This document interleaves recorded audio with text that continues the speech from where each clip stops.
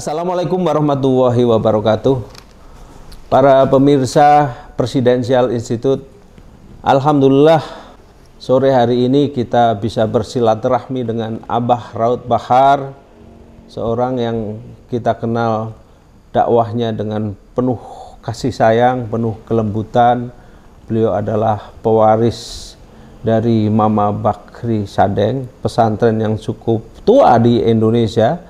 Sebelum masa penjajahan sudah ada, sebelum kemerdekaan sudah ada di negeri ini. Kita akan mempertanyakan kepada Abah tentang peran para ulama-ulama kita terdahulu, para wali songo, para ulama-ulama sepuh kita yang dengan ikhlas berjuang tanpa pamrih memperjuangkan negara kesatuan Republik Indonesia.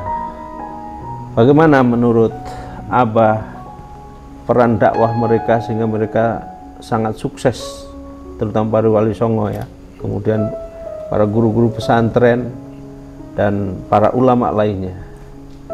Tentu masa yang lalu, masa kini dan masa yang akan datang, apa tantangannya, harapannya, dan bagaimana metodologinya gitu, Pak. Silakan, Pak. Bismillahirrahmanirrahim. Assalamualaikum warahmatullahi wabarakatuh. Waalaikumsalam warahmatullahi wabarakatuh. Bismillah walhamdulillah wassalatu wassalamu ala rasulillah wa ala alihi wa ashabihi wa man tabi'ahu wa mawalah amma ba'du. Berbicara pondok pesantren adalah berbicara pendidikan yang sebelum kemerdekaan, pendidikan pondok pesantren itu sudah ada. Saya tidak akan memberikan contoh di pondok pesantren yang lain, akan tetapi saya akan berikan contoh di pondok pesantren yang hari ini saya pimpin, karena pondok pesantren ini adalah diwariskan oleh ayahanda saya, yaitu Mama Bakri, yang terkenal dengan Mama Bakri Sadeng. Dan pondok ini berdiri sebelum kemerdekaan. Begitu. Ya. Dan pada saat itu jumlah santri menurut kakak saya jumlahnya sekitar kurang lebih 3.000 santri. Yang kita anak cucunya sekarang belum mampu mengejar jumlah yang pernah diperoleh oleh ayah saya. Itu luar biasa sekali. Luar biasa. Menjelang, padahal belum merdeka, punya santri sebanyak itu. Betul. Nah, kemudian setelah datang penjajah ke Indonesia, maka kegiatan belajar pondok pesantren yang dipimpin oleh ayah saya dihentikan. Tapi bukan diliburkan. Ya. Seluruh santri diajak mengusir penjajah di Indonesia, di Bogor dan di Jawa Barat pada khususnya. Nah, kemudian santri itu dikasih senjata yang sangat sederhana dengan bambu runcing saja. Akan tapi ada yang lebih hebat, senjata yang disebut dengan doa. Doa silahul mu'min. Doa itu adalah senjatanya bagi orang-orang yang beriman. Juga mukhul ibadah. Nah, dan mukhul ibadah.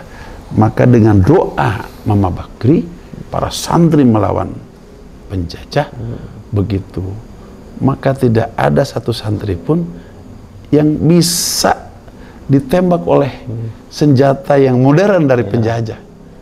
Ini hebatnya kekuatan doa yang didoakan oleh para ulama sampai kepada Indonesia ini merdeka. Nah, ketika Indonesia merdeka, karena mungkin Bung Karno pada saat itu menilai Mama Bakri dan sebagai mujahid yang ikhlas, maka diberikan 2 hadiah. Yang pertama kendaraan 1 jeep, yang kedua adalah semacam sertifikat penghargaan yang disebutnya di situ Mujahid Mukhlis. Akan tetapi 2 perkara ini ditolak oleh Mama Bakri dengan mengucapkan, saya berperang dengan penjajah untuk merdeka, tidak bermaksud untuk mendapatkan sesuatu. Ini apa namanya, kalau saya terima, saya khawatir saya berperang dengan penjajah tidak memiliki nilai ibadah daripada Allah Subhanahu wa taala. Oleh karenanya saya kembalikan. Nah, rupanya Bung Karno menganggap Mama Bakri ini sebagai ulama yang soleh, sehingga pada saat konferensi Asia Afrika, maka Mama Bakri diberikan kehormatan sampai dipesan dengan pakaian-pakaian kebesarannya, karena Mama Bakri sehari-hari berpakaian kayak Imam Masjidil Haram, Imam Masjid Nabawi, seperti itu. Disuruh berdoa di konferensi Asia Afrika. Jadi seperti itu dahulu penghargaan Umaro terhadap ulama. Begitu luar biasa. Nah, kemudian alhamdulillah pondok pesantren di mana-mana hari ini berjalan, dan yang paling banyak memberikan bantuan kepada mencerdaskan kehidupan bangsa pada saat ini, yang tanpa pamrih, tanpa digaji, begitu, itu adalah ulama-ulama dan pondok pesantrennya, begitu. Ya. Jadi resepnya itu adalah ketulusan, keikhlasan, kesabaran, juga saya kira itu yang dibutuhkan para pengasuh pondok saat ini.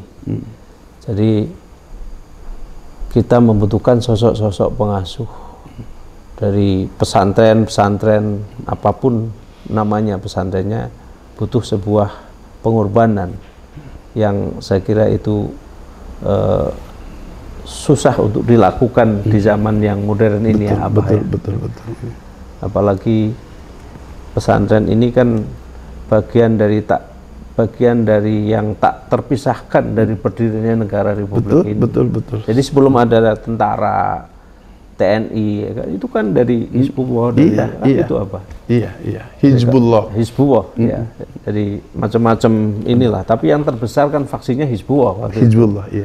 Tapi itu yang kemudian menurut pengamatan saya itu ada upaya akan dihilangkan, ya. Jadi dan itu sih walaupun sudah dibantah oleh beberapa petinggi dan purnawirawan TNI juga. Tapi ada juga ini oknum yang ingin menghilangkan peran ulama santri terhadap negara Republik Indonesia ini. Saya kira perlu ada pelurusan sejarah sedikit apa.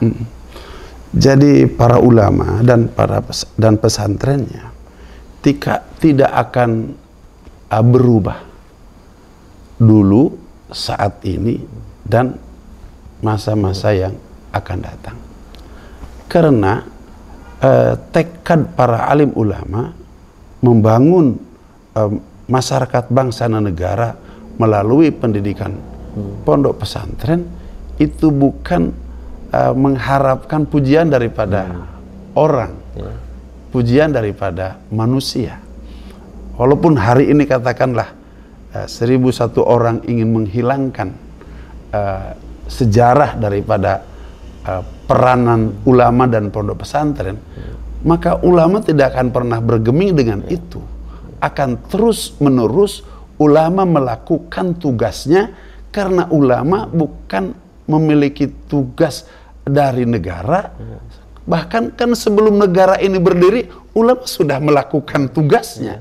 Karena ulama bertugas dari Allah Subhanahu wa taala untuk bagaimana agar umat ini mendapatkan petunjuk bagi keselamatan ia di dunia dan di akhirat kelak. Sebagai warasatul anbiya. Sebagai warasatul anbiya. Jadi artinya apakah ulama itu dipuji atau dihina, ulama tidak akan pernah bergeming untuk berhenti melakukan pendidikan pondok pesantren dari dulu, kini, dan insya Allah di masa-masa mendatang. Dan kalau kita lihat peran ulama atau pimpinan-pimpinan pondok pesantren inilah yang mengorbankan semangat juang Republik kita berdiri. Betul. Ada misalnya Kiai Haji Mustafa dari Tasikmalaya. Ada Kiai Haji Hasyim Asy'ari, ada Kiai Haji Ahmad Dahlan, dan begitu banyak. Sebelumnya misalnya ada perlawanan Pangeran Diponegoro yang beliau juga ulama, Imam Bonjol, Cut Nyadin, Teuku Umar, semua aja ulama-ulama yang memang mereka anti penindasan, anti ketidakadilan, anti penjajahan HAM dan sebagainya. Jadi kalau kita bicara sekarang ini HAM, HEM, apa segala macam, kita para ulama sudah Bahkan Rasulullah melalui Piagam Madinah itu sudah memberikan satu warning 1500 tahun yang lalu bahwa nggak boleh ada penindasan di muka bumi. Semua manusia tidak boleh dibedakan atas nama pangkat, jabatan, ras, agama dan sebagainya. Itu kan hak asasi manusia. Betul. Tapi sekarang kalau kemudian ada deklarasi HAM misalnya PBB, itu kan baru tahun berapa? Gitu. Jadi itulah yang saya kira harus diakui dan disyukuri, kita sebagai umat Islam punya contoh Rasulullah sebagai uswatun hasanah, dan penerusnya itu adalah para ulama, pengasuh pondok pesantren yang adalah sokok gurunya para pendakwah. Itu saya kira ya Abah. Iya, betul. Ulama itu kan warasatul anbiya. Jadi kalau disebut hari ini penegakan HAM, sungguhnya yang terlebih dahulu melakukan penegakan HAM itu adalah para ulama, karena dicontohkan oleh baginda Nabi besar Muhammad Sallallahu Alaihi Wasallam pada satu peperangan, genderang perang oleh orang-orang kafir sudah ditabuh, trompet perang oleh orang-orang kafir sudah ditiup. Sayyidina Umar radhiyallahu anhu menunggu, kok ini Rasulullah sallallahu alaihi wasallam belum mengomando, sementara sudah terdengar genderang perang ditabuh oleh mereka, sudah terdengar trompet perang ditiup oleh mereka, sehingga Sayyidina Umar masuk ke tendanya Rasulullah. Ketika masuk ke tenda Rasulullah masih sedang sholat dan ditunggu oleh Sayyidina Umar. Maka Sayyidina Umar berkata kepada Rasulullah, ya Rasulullah, mereka sudah menabuh genderang perang, mereka sudah meniupkan trompet perang, engkau masih sholat. Kata Rasulullah, memang kita mau berperang dengan siapa? Kalau kita berperang dengan mereka, itu kan umatku semua, berarti aku membunuh mereka. Wallahi aku tidak akan pernah angkat senjata berperang dengan mereka sebelum Allah izinkan perang dengan kita. Rasulullah sholat lagi. Maka ketika memang mereka sudah betul-betul untuk membinasakan umat Islam, sehingga mereka sungguh-sungguh untuk menghancurkan umat Islam, maka Allah mengizinkan untuk berperang dengan mereka. Maka berperanglah baginda besar Muhammad SAW dengan mengomando petunjuk langit. Iya. Jadi dari petunjuk langit. Jadi seperti itulah. Bukan karena nafsunya ingin mengalahkan mereka kan. Betul, gitu. Bukan. Seperti ada kisah ini kalau nggak salah Abah, kalau salah mohon dikoreksi. Ketika Sayyidina Ali karramallahu wajhah itu sudah menghunus pedangnya dan ingin membunuh musuh bebuyutannya, kemudian si musuh yang mau dibunuh itu meludahi Sayyidina Ali, kan? Ketika sudah mau tinggal dibunuh, tinggal dipenggal kepalanya, itu nggak jadi membunuh Sayyidina Ali, justru menyarungkan pedangnya lagi. Betul. Kemudian musuhnya bertanya, kenapa engkau tidak jadi membunuhku, wahai Ali? Saya tidak ingin membunuhmu karena nafsuku, amarahku, tapi saya ingin membunuhmu karena Allah. Itu kan luar biasa kan? Betul. Dan ini tadinya mau Abah teruskan sampai cerita Sayyidina Ali itu, tapi sudah diceritakan oleh Ustadz Aminuddin. Kita mungkin satu guru satu ilmu. Jadi seperti itu. Iya. Bahwa Sayyidina Ali pada saat itu ingin segera membunuh musuhnya, tapi ketika itu maka Sayyidina Ali diludahi wajahnya, sehingga keluarlah nafsu dan amarah. Maka Sayyidina Ali menghentikan, karena pelajaran daripada ajaran agama kita tidak boleh membunuh orang karena nafsu, tapi membunuh orang itu karena Allah. Begitu. Sehingga dilepas. Maka ketika musuhnya itu lari, kemudian Sayyidina Ali meredakan amarahnya, maka hilang amarahnya, baru dikejar lagi, baru dibunuh. Begitu. Seperti itu. Begitu akhlak daripada umat Islam dalam perang sekalipun. Jadi sesungguhnya tidak ada niatan untuk membunuh siapapun, akan tetapi karena mereka memang mau menghancurkan, mau membunuh kita, maka dibalas dengan pembunuhan. ini yang saya kira harus disadarkan kepada umat semua saja. Ketika misalnya mereka dianggap tidak sejalan dengan aliran kita, mereka kadang-kadang pakai takbir untuk membunuh sesama muslim. Itu kan miris kita, ya. Saya kira itulah perlunya pendalaman ilmu pengetahuan di dalam mendalami ajaran-ajaran agama Islam khususnya dalam hal ini, apalagi tentang etika, akhlak, ya, Abah, ya. Saya kira. Itu kalau yang tadi kan katakanlah kalau berbicara ayat itu ayat perang, begitu. Ketika kita memang sudah didesak untuk berperang dengan mereka, barulah kita berperang. Tapi coba kita melihat Rasulullah SAW membawa 10.000 dari Madinah ke Mekah. Kemudian sebelum masuk kota Mekah dalam satu riwayat, Rasulullah SAW sholat Johor terlebih dahulu. Maka ditonton oleh Abu Sufyan, Abu Lahab dan abu-abu yang lainnya. Maka Rasulullah SAW memiliki sebuah pasukan tentara yang luar biasa. Dia punya kekompakan. Imamnya ruku, komandannya sujud, komandannya berdiri. Ini yang membuat gentar. Padahal mereka bukan latihan perang, tapi mereka sedang sholat. Nah, ketika masuk ke kota Mekah, maka orang-orang Mekah yang dulu mengusir Nabi kita Muhammad SAW, mereka berhamburan lari. Termasuk Abu Sufyan. Sudah mau keluar lewat jendela. Lari ingin kabur dari Mekah. Karena mereka menganggap Muhammad ingin menguasai Mekah. Padahal pada saat itu Nabi bukan datang ke Mekah bukan untuk balas dendam, bukan mengusir mereka. Tapi hebatnya Rasulullah berdiri di atas punggung unta. Dan beliau bersabda, aku datang ke sini bukan untuk membalas dendam kepada kalian. Aku datang ke sini barangkali masih ada secercah hidayah yang Allah akan turunkan kepada kalian. Maka yang masuk ke rumah Abu Sufyan selamat.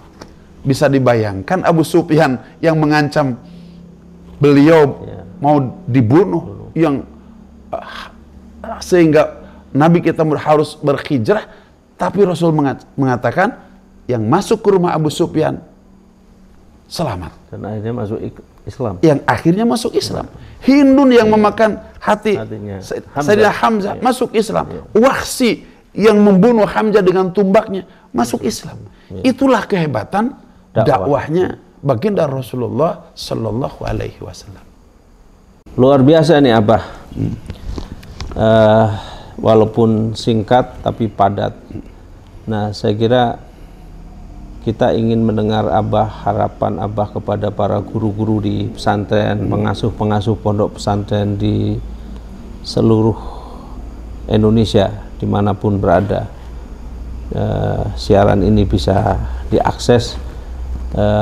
Kiranya kita butuh nasihat Abah untuk para pengasuh pondok pesantren, untuk para santri, biar tidak mudah menyerah semuanya, ya, dengan saya kira kekuatan doa, kekuatan support dari orang tua dan sebagainya juga sangat diperlukan. Nah, kita butuh reasoning dari seorang Abah Raud yang keturunan langsung dari Mama Bakri Sadeng untuk bisa memberikan motivasi buat kita semua. Silakan. Seseorang bisa dikatakan ulama atau kiai apabila dia punya santri. Jadi syarat utama seorang ulama, seorang kiai itu ada santri. Kalau tidak punya santri, nggak bisa disebut ulama, nggak bisa disebut kiai. Jadi yang membuat dia sebagai seorang ulama dan seorang kiai adalah karena santri. Minimal punya majelis taklim. Oleh karenanya santri harus dijadikan barang yang berharga. Lebih berharga daripada emas, inten, dan berlian. Kalau kita punya santri satu, maka kita punya satu yang lebih berharga daripada inten, berlian, dan seterusnya dan seterusnya. Itu yang pertama.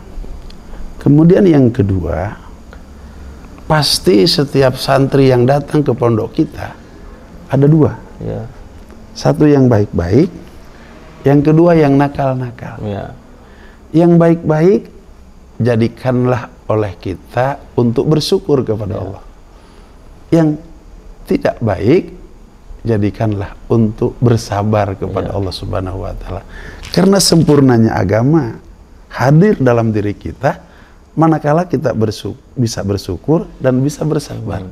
Maka pada santri ini yang bisa menyempurnakan agama pada ulama, agama pada kiai. Karena dengan santri ia bisa bersyukur dan ia bisa bersabar. Kemudian ketika santri nakal dan luar biasa nakalnya, jangan pernah tangan menempeleng anak santri. Jangan pernah menyalahkan anak santri. Justru kiai dan ulama itu harus menyalahkan dirinya sendiri. Karena ia belum mampu bagaimana menjadikan anak santri itu menjadi soleh atau menjadi solehah. Tidak menempeleng anak, tidak menyalahkan anak, salahkan kepada diri sendiri, dan bawa nama anak itu di sholat malam. Sampaikan kepada Allah Subhanahu wa Ta'ala, Engkau yang dapat membulak-balik hati anak ini. Ya Allah, Engkau bulak-balikan hatinya. Jadikan anak ini menjadi anak soleh. Jadikan anak ini menjadi anak solehah. Itu yang kedua. Kemudian yang ketiga, anak santri yang mondok itu kan mereka meninggalkan ibu bapaknya, sehingga mereka membutuhkan sentuhan kasih sayang ibu dan bapaknya. Nah, ketika di pondok, siapa yang harus memberikan sentuhan kasih sayang ibu dan bapaknya?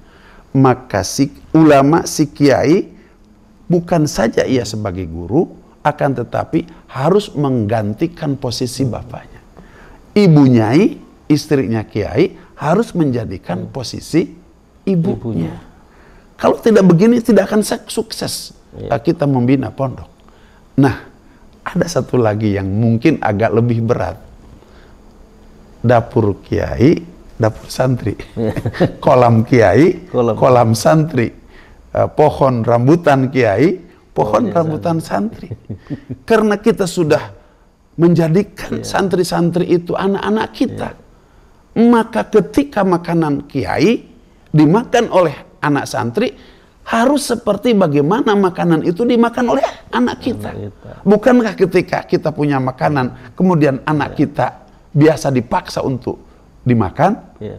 Bagaimana kalau anak kita bisa makan sendiri? Kalau kemudian ada santri, ada ayamnya Pak Kiai disembelih sama santri, itu nggak apa-apa ya? Itu harus menjadi keikhlasan para kiai, di mana dapur saya dapur santri, kolam saya kolam santri, pohon rambutan saya pohon rambutan santri. Karena kita sudah menjadikan anak-anak santri itu sebagai anak kita. Ada yang terakhir. Kalau kita punya santri yang berhasil menjadi seorang hafiz, menjadi seorang hafizoh, menjadi seorang alim, menjadi seorang, jangan diaku bahwa itu adalah hasil kita. Tapi itu semuanya adalah atas pertolongan Allah Subhanahu wa Ta'ala.